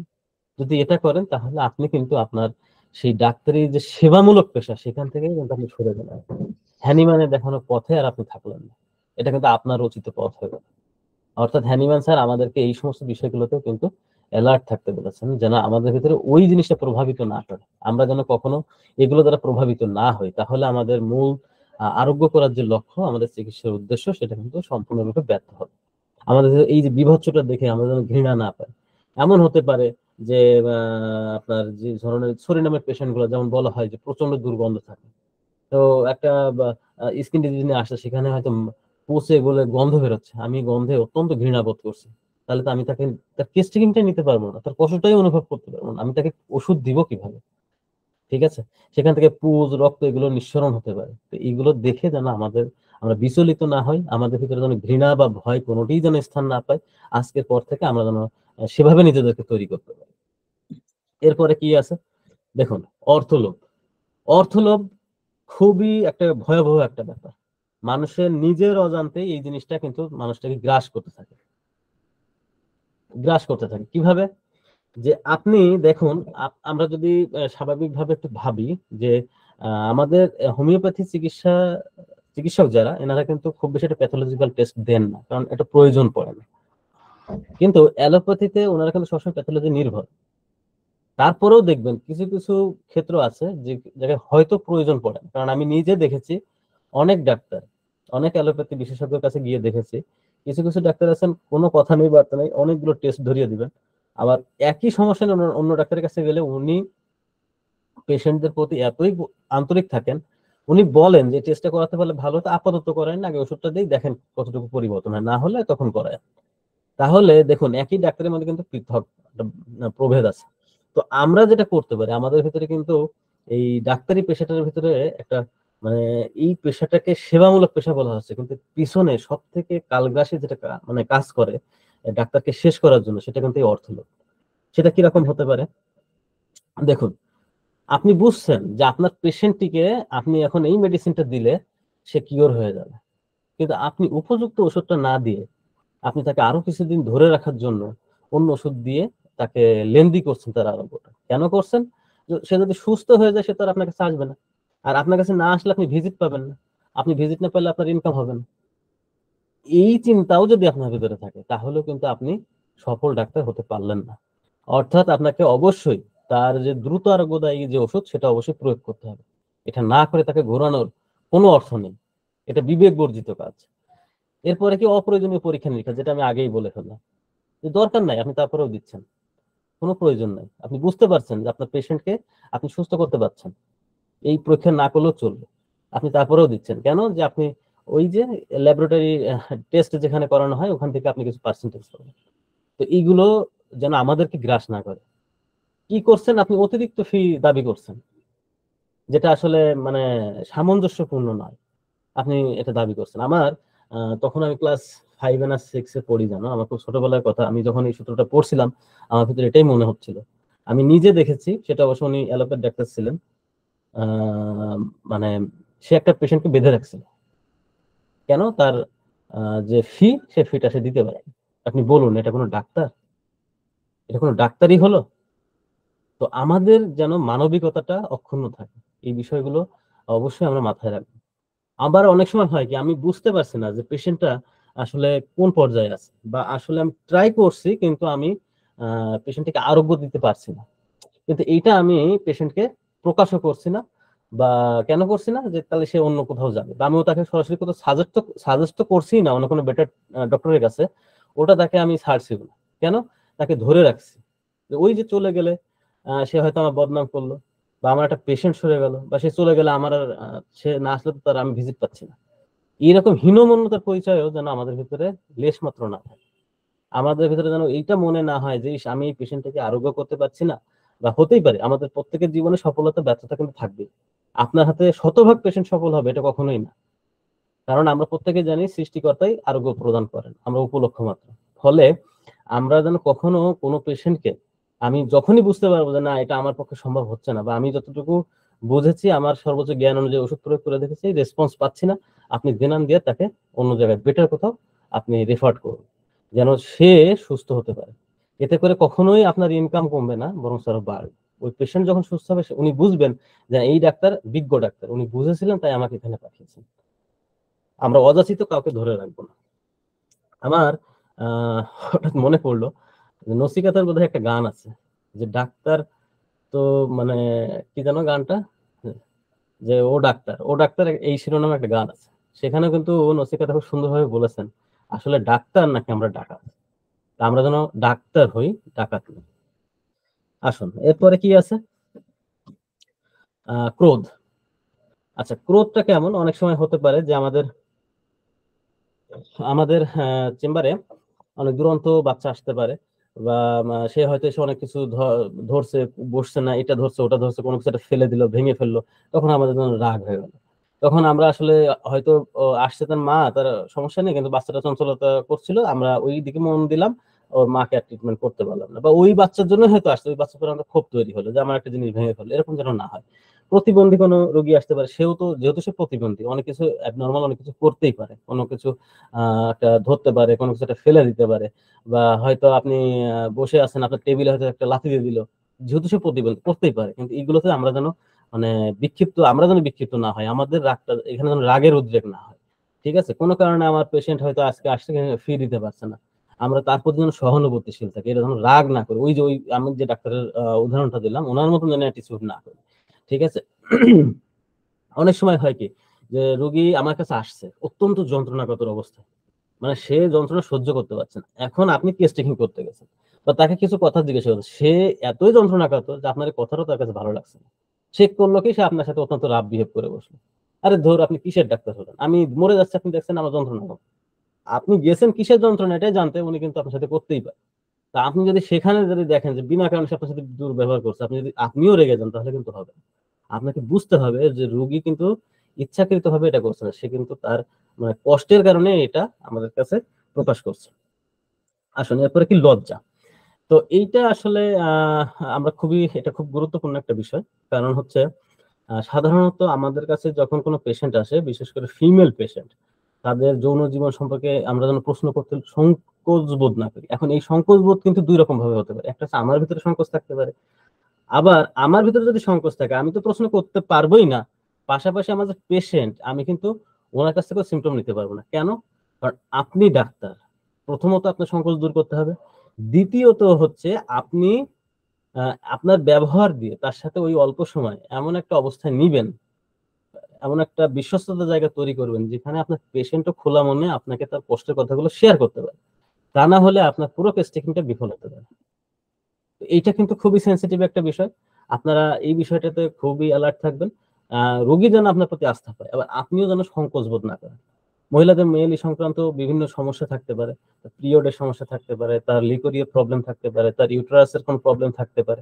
হ্যাঁ, তো অনেক কিছুই হতে পারে। তো সেগুলো যেন আপনাকে খোলা মনে বলতে পারে, আবার আপনিও নিজেকে সেভাবে তৈরি মানে প্রস্তুত রাখবেন শোনার জন্য। এখানে যেন কোনো সংকোচ না করেন, না এটা জিজ্ঞাসা করতে কেমন আনইজি লাগছে, এরকম যেন না হয়। তাহলে আপনি সত্য থেকে অনেক দূরে সরে যাবেন। এখানে একটা সতর্কতা রয়েছে। কি ধরনের সতর্কতা? দেখুন, ওইখানে আমি যদিও তালিকাভুক্ত করিনি, কিন্তু এটা খুব ইম্পর্টেন্ট। যেমন অর্থলোভ, লজ্জা, এগুলো কিন্তু সবই পূর্ব সংস্কারের কথা। আর একটা সংস্কার কিন্তু আছে, সেটা হচ্ছে এইটা রিলেভেন্ট। আমরা অনেক সময় মুগ্ধ হই কার? রোগীর রূপে, রোগীর চেহারায়। আমরা যেন এই জিনিসটা যেন আমাদের ভিতরে না আসে। আমরা এটা যেন অত্যন্ত সতর্কভাবে আমরা যেন মেনটেন করি। কোনো মহিলা পেশেন্টকে আমরা যেন নিজে সরাসরি চেক আপ না করি। হয় আমাদের মহিলা কোনো অ্যাসিস্ট্যান্ট রাখবো, অথবা ওই রোগীর সাথে যে গার্ডিয়ান থাকবে তাকে দিয়ে পরীক্ষা করো। তার হাজবেন্ড হতে পারে, তার মা হতে পারে, তার বোন হতে পারে, অথবা তাকে যদি চেক করতে হয় অবশ্যই তার অভিভাবকের সম্মুখে যেন এটা করা হয়। না হলে যে কোনো সময় যে কোনো একটা অ্যাক্সিডেন্ট কিন্তু ঘটতে পারে। এটা ঘটতে পারে রোগী আপনাকে একটা বদনাম দিতে পারে, হয়তো আপনি ওই মানসিকতা নিয়ে কিছু করেননি। এটা হতে পারে, আবার হতে পারে কি আপনি নিজে মানে মোহে পড়ে গেছেন, বা আপনি তার রূপে হয়তো মুগ্ধ হয়ে গেছেন। এগুলো যেন আমাদেরকে স্পর্শ না করে। এই ব্যাপারে হ্যানিম্যান স্যার খুবই শক্তভাবে অ্যালার্ট করে গেছেন আমাদেরকে। আসুন, এরপরে আমি দেখি যে আমাদের ভিতরে কি আত্মাভিমান বা হীন অনুভূতি। অনেক সময় হয় কি যে আপনি ওষুধ দিয়েছেন, দেওয়ার পরে রোগীর যন্ত্রণাটা কমেনি, বরং একটু বাড়ছে, অ্যাগ্রাভেশন হতে পারে, বা কোনো পরিবর্তনই হয়নি। রোগী এসে আপনার সাথে কিন্তু অত্যন্ত তিরস্কার করে কথা বলতে পারে, আপনি কিসের ডাক্তার হয়েছেন যে আমার কোনো কষ্টই তো আপনি নিবারণ করতে পারলেন না, আমার তো কষ্ট আরো বেড়ে গেছে। এটাতে কিন্তু আপনি এই এই জিনিসটা যেন আপনার ভিতরে অভিমানের সৃষ্টি না করে, আপনার ভিতরে যেন কোনো হীন অনুভূতি যেন তৈরি না করে। হীনানুভূতি আবার দুই রকম হতে পারে। সেটা কি? অনেকে আমরা হোমিওপ্যাথি ফিজিশিয়ান হিসেবে পরিচয় দিতে লজ্জা পাই। এটাও যেন আমাদের ভিতরে না আসে। অর্থাৎ পেশা নিয়ে আমাদের ভিতরে কিন্তু অনেক সময় মানে হীনমন্যতা কাজ করে। এটা যেন আমাদেরকে আমাদের ভিতরে না থাকে। এই সমস্ত বিষয়গুলি যখন আমরা দূর করতে পারবো, তখনই কিন্তু আমরা দেখা যাচ্ছে যে ধীরে ধীরে আমাদের সেই সংস্কার মুক্ত, স্যার যে এই সূত্রে যেটা বলেছেন যে পূর্ব সংস্কার মুক্ত মন হতে হবে, তখন আমরা এই জিনিসটাকে ধারণ করতে পারবো। অর্থাৎ আমাদের ভিতরে মনটা পূর্ব সংস্কার মুক্ত হয়ে যাচ্ছে। আমাদের ভেতরে আর এই সমস্ত যে বাহ্যিক যে কারণগুলো, এই কারণগুলো আমাদেরকে বিচলিত করতে পারছে না। আমরা তখন কি করতে পারবো? আমাদের স্থির মস্তিষ্কে সুস্থ মনে আমরা রোগী সুন্দর মতন পর্যবেক্ষণ করতে পারবো। কি লক্ষ্যে পর্যবেক্ষণ করতে পারবো? রোগীলিপি প্রণয়নের জন্য পর্যবেক্ষণ করতে পারবো। অর্থাৎ মূল সূত্রের সেই আলোচ্য বিষয়টা আমরা কি করব? রোগী পর্যবেক্ষণ করব মনোযোগ সহকারে, এবং সেটা রোগীলিপি প্রণয়নের উদ্দেশ্যে। তাহলে এখানে আমাদের মনে হয় এইটা এটা আমাদের এইগুলো আমাদের মোটামুটি দূর করতে পারলে আমাদের যে পূর্ব সংস্কার সেটা আমরা কিন্তু দূর করতে পারি। এখন আমি আমাদের আরো কিছু স্লাইড বাকি আছে, আমাদের একটু দ্রুত শেষ করতে হবে। তো সেই ক্ষেত্রে দেখা যাচ্ছে যে আমরা কি করতে পারি, আমি এখানে পূর্ব সংস্কার নিয়ে দুই একটি কথা বলবো। সেটা হচ্ছে যে এর বাহিরে দেখা গেল আপনি এই যে যতগুলো পয়েন্ট আমি তুলে ধরলাম, বা এর বাহিরেও হয়তো অনেক কিছু থাকতে পারে, সেই বিষয়গুলো আপনারা সবাই কি করলেন? সবাই অর্জন করে ফেললেন। আপনাদেরকে এই জিনিসগুলো আর কখনো ওই রকম নেগেটিভ ভাবে প্রভাবিত করছে না। তারপরে আপনি বিফল হতে পারেন। এটাও কিন্তু পূর্ব সংস্কারের অংশ। সেটা কি? আপনি সমস্ত রকম আপনি পূর্ব সংস্কার মুক্ত মন নিয়ে যখন চেম্বারে বসেছেন, কিন্তু আপনার একটা বদ অভ্যাস আছে। আপনি হয়তো নেশাগ্রস্ত আছেন, বা আপনি হয়তো কোনো কারণে আপনি মানে নেন, হয়তো ড্রিঙ্কস করেন, ধরে নেন। এটা কথার কথা বলছি, আপনি করেন মানে আপনি করেন না, এটা আমিও করতে পারি বা অন্য কোনো ডাক্তারও করতে পারেন। তো এইটা কি হতে পারে? আপনি যখন নেশাগ্রস্ত থাকবেন তখন কিন্তু আপনার সমস্ত কিছু আর স্বাভাবিক অবস্থা থাকবে না। তো অনেক ডাক্তারই আছেন যেগুলো নেশা করতে পারেন। দেখেন হ্যানিম্যান স্যার কত মানে গভীরে গিয়ে এই বিষয়গুলো কিন্তু আমাদেরকে বলে গেছেন। ফলে সেই বিষয়গুলোর ব্যাপারেও আমরা সতর্ক থাকবো, যেন আমরা কখনোই ওই এই ধরনের বিষয়গুলো এত আয়োজনের পরও আমাদের ব্যর্থ হতে পারি। আমরা যেন এরকম বদ অভ্যাসে নিজেদেরকে জড়িত না রাখি। তো আসুন, এরপরে আর একটা বিষয় ছিল এখানে, সেটা হচ্ছে ইন্দ্রিয় শক্তি। আমাদের ইন্দ্রিয় শক্তি কেমন? আমরা জানি যে আমাদের কিন্তু ষষ্ঠ ইন্দ্রিয় বলা হয়। কি কি আছে? আমাদের ইন্দ্রিয়গুলোর মধ্যে চোখ, নাক, জিহ্বা, কান, ত্বক এবং এই সকল কিছুর সমন্বয় ষষ্ঠ ইন্দ্রিয়, যেটাকে আমরা বলতে পারি আমরা যখন পর্যবেক্ষণ করি আমাদের ষষ্ঠ ইন্দ্রিয় দিয়ে, সেইটাকে আমরা এই আয়তায় আনতে পারি। এখন চোখ দিয়ে কি বলবো, আমরা যদি চোখ দিয়ে দেখতে না পারি তাহলে কি আমাদের এই সকল জ্ঞান কি কাজে লাগবে? আমরা যদি নাক দিয়ে ঘ্রাণ না নিতে পারি, যে এই পেশেন্টের এই বলছে যে এরকম ধরনের গন্ধ বের হয়, আমি যদি ওটা নিতে না পারি তাহলে তো আমি বুঝতে না পারি পার্থক্য, তাহলে তো হবে না। হয়তো পেশেন্ট বলছে একরকম, বাট আপনি দেখছেন যে না, পেশেন্ট সঠিক বলছে না। পেশেন্ট বলছে আমার গা দিয়ে মিষ্টি গন্ধ বের হয় ঘাম দিয়ে, কিন্তু আপনি দেখছেন যে না, সে আসলে এটা মিষ্টি গন্ধ না, এটা তীব্র একটা কটু গন্ধ বেরোচ্ছে। অর্থাৎ পেশেন্ট ভুল বলতে পারে, কিন্তু আপনার যদি ঘ্রাণ শক্তির যদি মানে সম্পূর্ণরূপে কর্মক্ষম না থাকে তাহলে কিন্তু আপনার কেস টেকিং নেওয়াটা ভুল হলো।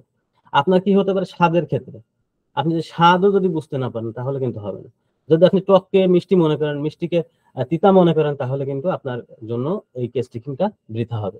আপনার কানে শোনারও থাকতে হবে। পেশেন্ট আপনাকে বলছে যে ডাক্তার সাহেব আমি দূরে তেমন দেখতে পারি না, কিন্তু আপনি এটা কোনো শুনতে পারলেন না, ঠিক আছে। পেশেন্ট আপনাকে বললো আমি একটু সামনের দিকে ঝুঁকে বসলাম, আমার পেটে ব্যথা কম হচ্ছে, আপনি এই জিনিসটা হয়তো কোনো কারণে মিস করলেন, শুনতে পারলেন না, তাহলে কি হলো? হয়তো এটাই একটা গুরুত্বপূর্ণ সিমটম ছিল, এটার পরে হয়তো একটা ওষুধ নির্ধারিত হতো। আপনি আপনার ত্বক, আপনি যদি তাকে স্পর্শ করে অনুভব করতে না পারেন, যে তার গায়ে হাত দিলেন, আপনি যদি বুঝতেই না পারেন তার কতটা টেম্পারেচার আছে, মানে কতটা বলতে তার গায়ে জ্বর আছে কিনা, তার এখন শারীরিক অবস্থাটা কি, এটা যদি আপনি অনুভব করতে না পারেন, এই স্পর্শ যদি সেটা আপনি নিতে না পারেন, তাহলে কিন্তু আপনার সেটাও ব্যর্থ হতে পারে।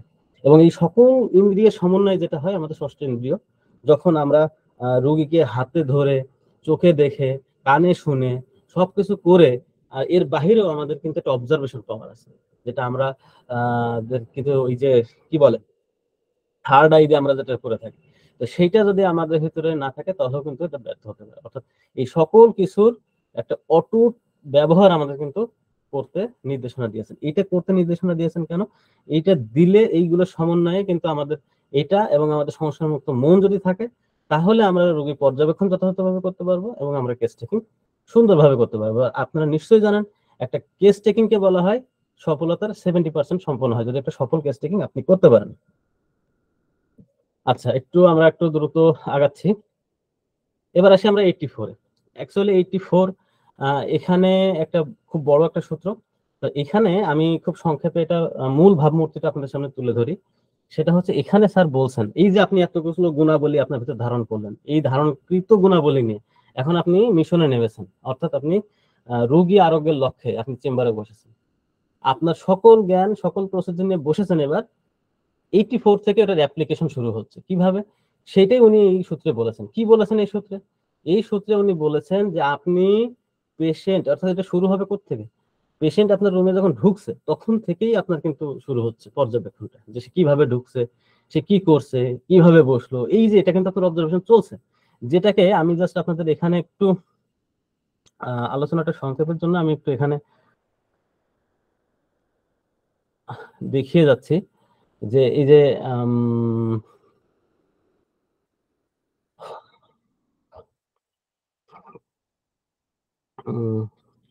এই যে রিমার্কস হিজ আদার সেন্সেস, অর্থাৎ এইটা দিয়ে আপনি কিন্তু শুনবেন, মানে দেখবেন, এই যে আপনি দেখবেন, আপনি শুনবেন এবং আপনার অন্যান্য সমস্ত সেন্স দিয়ে সেটাকে কিন্তু পর্যবেক্ষণ করবেন।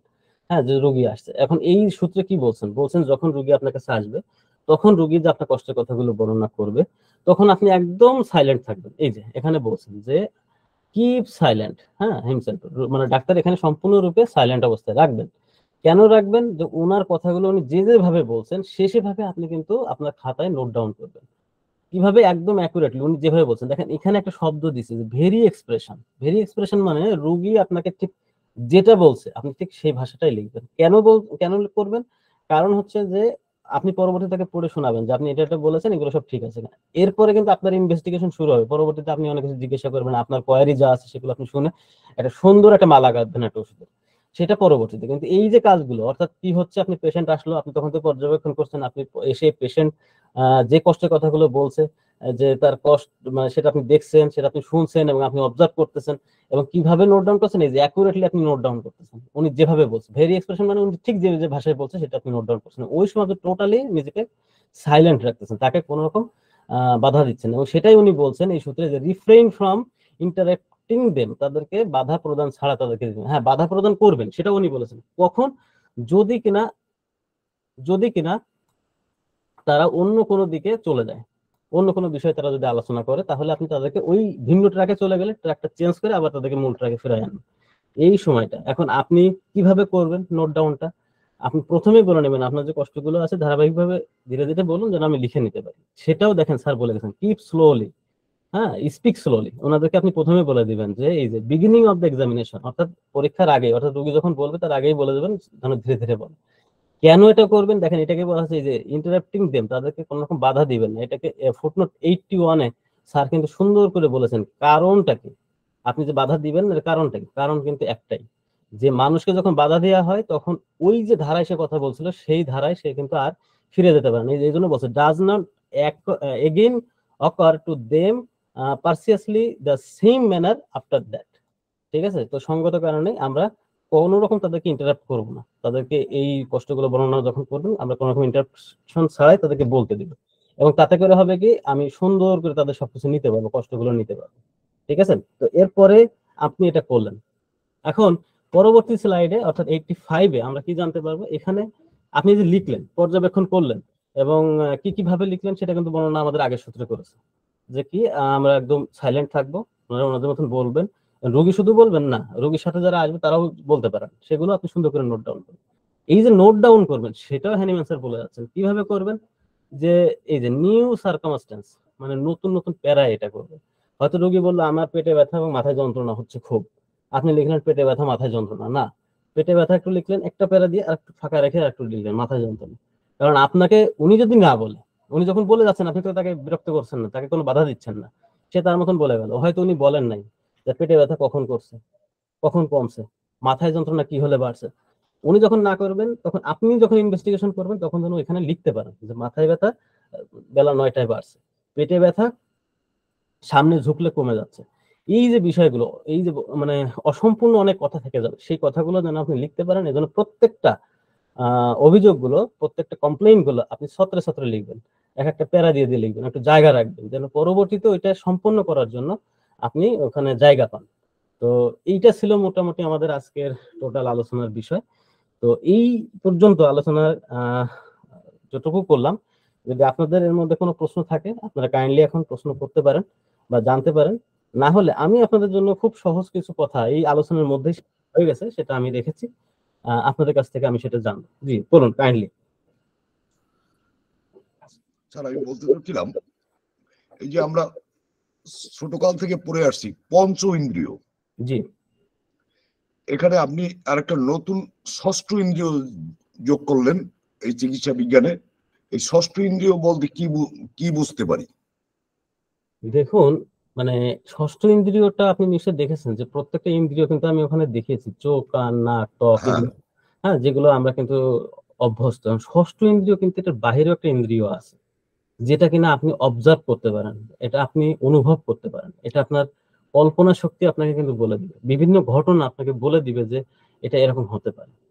আপনাকে কিন্তু এই অবজারভেশন পাওয়ারটা খুব ইম্পর্টেন্ট। যেমন আমরা যখন পরবর্তীতে, যেমন কেন্টের 12 অবজারভেশন আছে, তারপরে ভিতর কাছে 22 অবজারভেশন আছে, এই বিষয়গুলো নিয়ে যখন কখনো কথা বলার সুযোগ পাই তখন দেখবেন যে এই বিষয়গুলো কত মানে কত গুরুত্বপূর্ণ এবং কত নিখুঁত এই বিষয়গুলো। যে রোগী আপনার কাছে আসছে, এসে আপনাকে বলছে যে স্যার আপনি যে ওষুধ দিয়েছিলেন আমি খেয়ে আমার একটু উন্নতি হয়েছে কিন্তু আবার বেড়ে গেছে। এই যে কথাটা, এই কথাটার মধ্যে, বা রোগী এসে আপনাকে বলছে আপনি কি ওষুধ দিয়েছেন, আমার জ্বর ছিল 103, 101 আপনার কাছে যখন আসছে ওষুধ খেয়েছি, এখন আমার জ্বর হয়ে গেছে 105 বা 104, আপনি কি ওষুধ দিয়েছেন, আপনি কিসের ডাক্তার, আপনাকে বলতে পারে। কিন্তু আপনি অবজার্ভ করলেন, দেখুন এটাকে আপনার চোখ দিয়ে দেখছেন ঠিকই, আপনি তার কান দিয়ে শুনলেন ঠিকই, কিন্তু আপনার যে সেন্স ভেতর থেকে যেটা আসছে এটা কিন্তু বলছে না এই রোগী ভালো হয়েছে। কেন ভালো হয়েছে? কারণ রোগী যখন 101 জ্বর নিয়ে আসছিল, আপনি তার সকল সিমটম দেখে ওষুধ দিয়েছেন, দেওয়ার পরে কি হয়েছে, তার জ্বর বেড়েছে ঠিকই কিন্তু তার ভিতরে ভালো লাগা বোধ তৈরি হয়েছে, এনার্জি বেড়ে গেছে। সে তখন এসে খুব কষ্ট করে কথা বলছিল, এখন এসে আপনাকে জোরে কথা বলছে। এই যে তার পরিবর্তনটা, এইটাকে বোঝার জন্যই কিন্তু বলা হচ্ছে সিক্স সেন্স, বা সিক্স সেন্স বলতে যেটা বোঝায় মানে ষষ্ঠ ইন্দ্রিয়, এটাকেই বলা হচ্ছে। এবং এটার আরো অনেকগুলো ভাগ আছে, সেটা বৃহৎ একটা আলোচনা। তো পরবর্তীতে যদি কখনো আমরা এই যে ভিতর কাছে 22 অবজারভেশন আছে, কেন্টের 12 অবজারভেশন আছে, এগুলো নিয়ে যদি কথা বলার সুযোগ পাই সেগুলো আমরা এর ভিতরে আনবো। তো আমার মনে হয় আপাতত আজকের আলোচনার জন্য এটুকুই যথেষ্ট। এটুকুই মাথায় রাখেন যে আপনার একটা এক্সাম্পল যেটা দিলাম এটা দিয়েই আপনি অনুভব করেন যে আপনার এই অবজারভেশনটা কেমন। আমি কি ক্লিয়ার করতে পেরেছি? হ্যাঁ ঠিক আছে স্যার। আচ্ছা, আরেকটা প্রশ্ন আছে আমার। জি। যে প্রশ্নটা হলো, প্রত্যেকটা নামেরই কিছু না কিছু অর্থ আছে,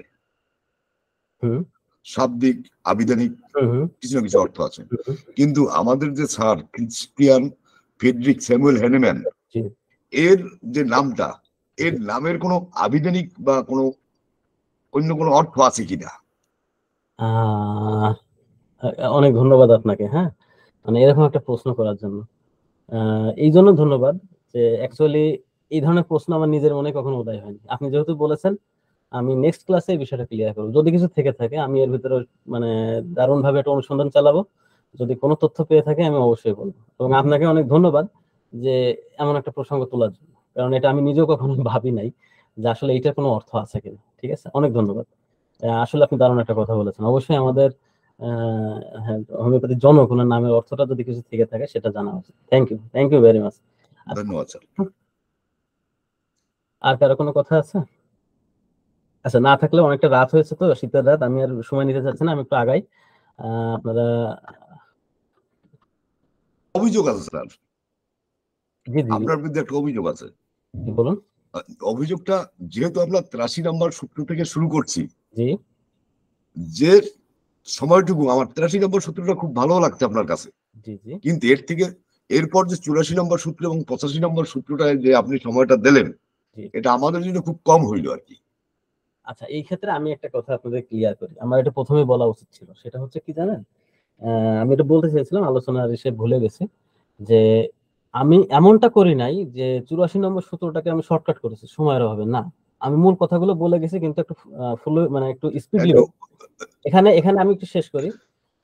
83 নম্বর সূত্রটাকে ভেঙে ভেঙে অনেক খণ্ডাংশে আমি নিয়ে আসছি, মানে এটাকে সিম্পলিফাই করে করে অনেকভাবে উপস্থাপন করেছি। বাট 84 এবং 85-তে আসলে ওই রকম ভাবে আমি খণ্ডাংশ করার মতন মানে দেখেছি কি, ওটা করতে গেলে অযাচিত কথা হবে। মূল যে থিমটা সেটা কিন্তু আমি নিয়ে এসেছি। হ্যাঁ, আমি এখানে যেটা টাইমের স্বল্পতার কারণে স্কিপ করেছি সেটা হচ্ছে আমি নিজে ইংরেজিটা পড়ে আপনাদের সম্পূর্ণ শোনাইনি, কিন্তু মূল যে কথাগুলো আমি বলতাম সেটা একটু স্পিডলি বলেছি, আর ওইটা হচ্ছে রিডিংটা পড়ে শোনাইনি। এছাড়া আমি এইটা এমন না, এটা তো আমার আগেই প্রস্তুত ছিল। আমি যে এসে সময় স্বল্পতার কারণে কমাবো সেটা কিন্তু না। স্লাইড থাকলে তো সেটা দেখতে পারতেন যে না, এখানে 84 নম্বরে অনেকগুলো স্লাইড ছিল, সেগুলো আমি স্কিপ করেছি না। ঠিক আছে, তেমন কিছু ছিল না। এটা আজকে আমি আর একটু ক্লিয়ার করে রাখি। অনেক সূত্রে এমনটা পাবো আমরা, যে ক্ষেত্রে দেখা যাচ্ছে আসলে ওটাকে সিম্পলিফাই করলে মূল জিনিসটা আরো থাকে না। তো সেই ক্ষেত্রে ওটা দরকার নেই। যেখানে আমার দরকার সেটা আমি অবশ্যই ভেঙে ভেঙে বলবো। অনেক ধন্যবাদ যে আপনি এটা ডিমান্ড করেছেন। আশা করি এরকমটা কখনো হবে না। ঠিক আছে? আচ্ছা ঠিক আছে। আচ্ছা, তো এখন আমরা একটু শেষ করি। আপনি একাই কথা বলছেন। আসলে আমি স্লাইড শেয়ার করার কারণে আমি দেখতে পাচ্ছি না যে আপনারা আর কি সম্পৃক্ত আছেন। যদি আরো কোনো স্টুডেন্ট থাকেন কাইন্ডলি উত্তর দেওয়ার চেষ্টা করবেন।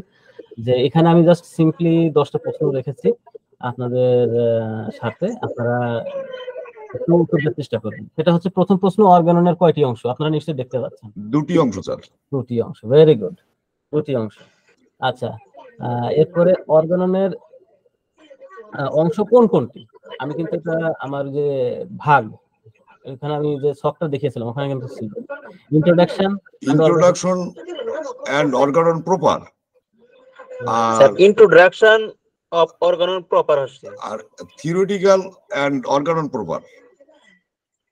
দেখেন এখানে কিন্তু আমি ওই সবগুলো ভাগে কিন্তু কম্বাইন করেছি, বাট এখানে মূলত অর্গাননে কিন্তু 2টা অংশ। সেই আপনি নিজেই বললেন সেই 2টা অংশ কোনটা কোনটা? প্রথম ভাগটা sir introduction of organon proper. Thank you. আপনি কাইন্ডলি একটু আপনার নামটা বলবেন যিনি উত্তরটা দিলেন। স্যার আমার নাম মোহাম্মদ আমির হামজা। আমির হামজা, থ্যাংক ইউ ভাই, আপনি সঠিক বলেছেন। হ্যাঁ, এরপরে আমরা যাই। আর স্যার আপনি যেটা বললেন এই আমাদের সম্ভবত আপনার নামটা আমি ভুলে গেলাম। আপনি সম্ভবত আমাদের উনি যদি আপনি অন্যটা মনে করেন সেটা না, আপনার আমাদের উত্তরটা হবে ক। আচ্ছা, এরপরে আমরা যাই অর্গান অফ মেডিসিন কতবার সংস্কার হয়েছে? এটা কিন্তু খুব ইন্টারেস্টিং একটা প্রশ্ন। 6 বার স্যার 6 বার সংস্করণ হয়েছে। 5 বার। 5 বার। যে স্যার বলেছেন 5 বার, একটু কাইন্ডলি ব্যাখ্যা করুন, কারণ ওনার উত্তরটাই সঠিক হয়েছে, 5 বার। আসলে আমরা প্রত্যেকেই জানি যে অর্গনের এখানে সংস্করণ তো প্রথম যেবার হলো সেটা তো আর সংস্করণ নয়, সেটা তো মূল। এর পরবর্তীতে 5 বার সংস্করণ হয়েছে। আমরা ষষ্ঠ সংস্করণ পড়তেছি, এটা প্রচলিত, কিন্তু প্রথম যেটা হয়েছিল যেবার লিখলেন ওইটা তো আর সংস্করণ না। তাহলে মূল সংস্কার হয়েছে 5 বার।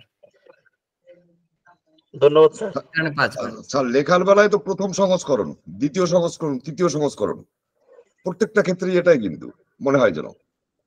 না ঠিক আছে, আপনি যেটা বলছেন এটা একদিক থেকে ঠিক, কিন্তু প্রপারলি ঠিক না। কেন নয়? কারণ আপনি নিশ্চয়ই জানেন ওইটা হচ্ছে প্রথম প্রকাশ, ওই বইটার প্রথম প্রকাশ। এরপরে সংস্করণ মানে কি? ওইটাকে সংযোজন বিয়োজন ওটার কারেকশন দেখা, তারপরে যেটা পরবর্তীতে প্রকাশ হয় ওইটা হচ্ছে প্রথম মানে প্রকাশনা, মানে আপনার প্রথম সংস্কার। প্রথম সংস্কার কিন্তু দ্বিতীয় প্রকাশনা, ওটা দ্বিতীয় প্রকাশনা বাট প্রথম সংস্কার।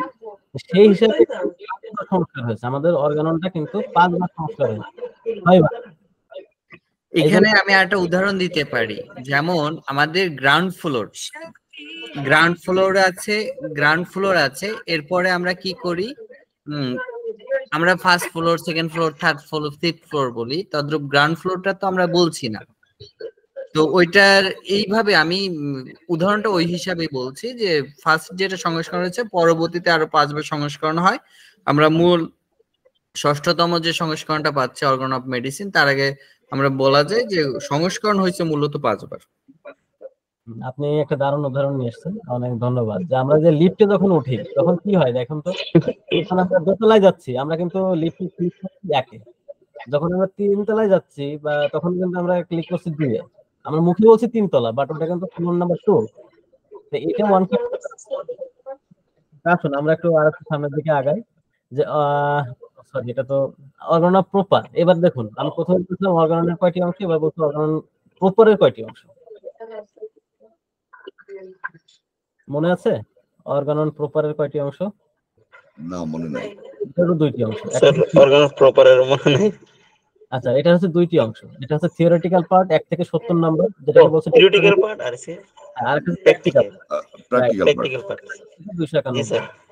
হ্যানিম্যান স্যারের জন্ম তারিখ কে বলতে পারবেন?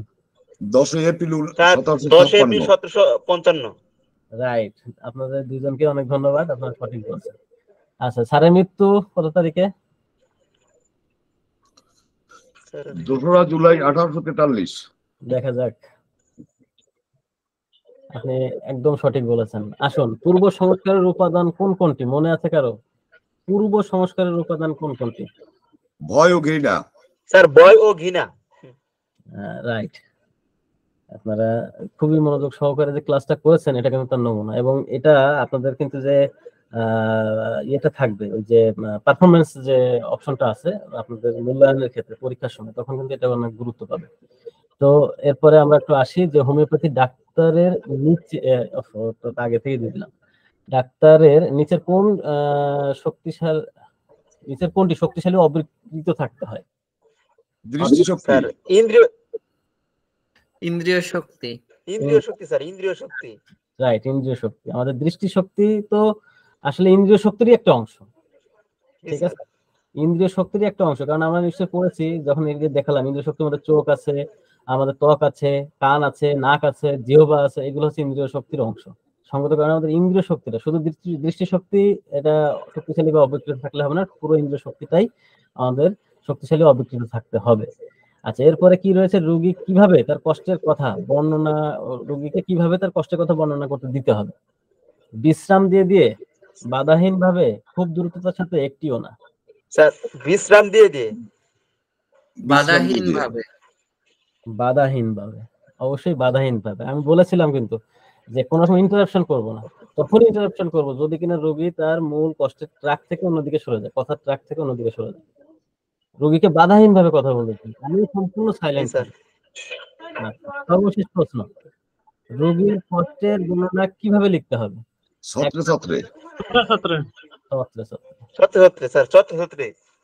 আপনারা সবাই সঠিক বলেছেন, আপনাদেরকে অনেক অনেক ধন্যবাদ, আপনারা এতটা সময় এখানে দিলেন। তবে আপনাদের এই আজকের পারফরমেন্সটা আমাকে খুবই ভালো লেগেছে, যে আপনারা মানে পুরো সময়টাই ছিলেন, না হলে এতগুলো সঠিক উত্তর দিতে